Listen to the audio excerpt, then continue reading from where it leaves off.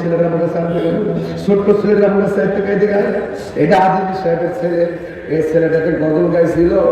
আমরা সবাই কেন বুঝতাম যে গাওয়ার দরকার না, মানুষ হুড়াহুড়ি করতে ছেলে কি বুঝি, কিন্তু তার ছেলেটা হাজার মানুষের সামনে গজল গাইছে। এই লোকটা তো বড় স্বপ্ন, আমার ছেলেটা যদি এমন আলেম হয়। জীবনের প্রত্যেকটা বাবা সন্তান নিয়ে স্বপ্ন দেখে। ও যুবক, আমি ছেলেটার আদর ফেলে দিলাম, এই ছেলেটার মাথায় হাত বোলাই দিলাম। ও যুবক, একটা কথা বলা যায়, মার দুয়ার মধ্যে কোনো স্বার্থ নাই, মায়ের কান্দন যাবত জীবন।